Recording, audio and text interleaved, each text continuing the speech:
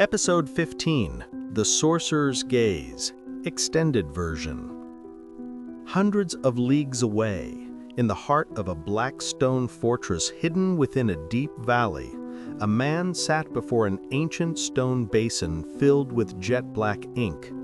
The chamber was dark, lit only by the faint flickering of torches that revealed strange arcane symbols carved into the walls and shelves lined with all manner of cursed artifacts.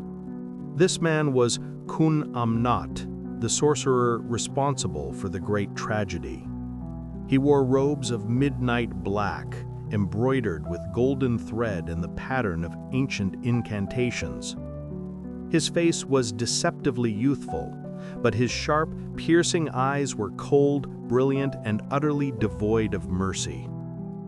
For weeks, he had sensed the stirrings of ancient magical energy being awakened, one by one.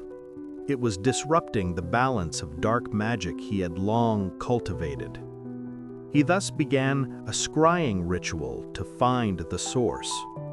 The black ink in the basin began to ripple, and an image formed, the image of a young man traveling through a forest. In his possession were 3 familiar artifacts, and on his back was the sigil-like scar that he himself had branded there more than a decade ago. A cruel smile touched the corners of Kun Amnat's lips. So, the little rat survived after all. But his smile froze as the image in the ink shifted to show the young woman traveling beside the boy. A beautiful, familiar face, eyes tinged with sorrow. Anjali.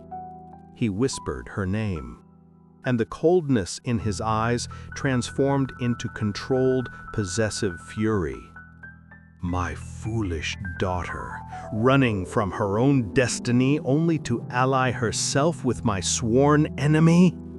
Fate has a truly twisted sense of humor. Kun Amnat's fury solidified into cold, calculated command. He rose to his feet and clapped his hands twice. 3 black shadows shot out from the corners of the room and knelt before him. They were not human but demon shadows, Nangao Asura, assassins under his command, forged from dark magic and vengeful spirits. Their forms were humanoid but featureless, save for the blazing red eyes that glowed in the dark. Find them. Bring my daughter back to me, unharmed. As for the boy, retrieve all the artifacts and extinguish the flame of his life permanently. The 3 demon shadows bowed in acceptance before dissolving back into the darkness. Cut back to Plurng and Anjali. Their relationship existed in a strange state. Plurng felt a deeper bond and a greater need to protect Anjali than ever before, believing their mother's destinies had linked them. He took great care of her, finding the best food and trying to make her smile by retelling humorous stories he had heard from the old monk. As for Anjali, every kindness Plurng showed her was like a hot iron pressed against her guilt-ridden heart. She smiled, but it was a pained smile. She laughed, but it was a strained laugh. And she prayed silently that this journey would stretch on forever, just to delay the moment the terrible truth would be revealed. That evening, as they rested beneath a large tree, the air suddenly grew cold. The chirping of insects and the sounds of the forest fell silent all at once. Plurng's instincts screamed of mortal danger.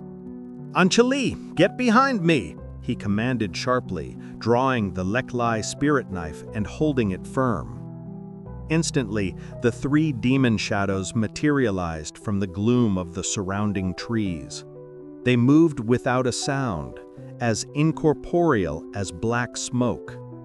The lead demon shadow glanced at Anjali and gave a strangely respectful, shallow bow. before turning its blazing red eyes back to Plurng, his true target. The next second, all three demon shadows launched themselves at Plurng from three different directions simultaneously. The perfect ambush had begun.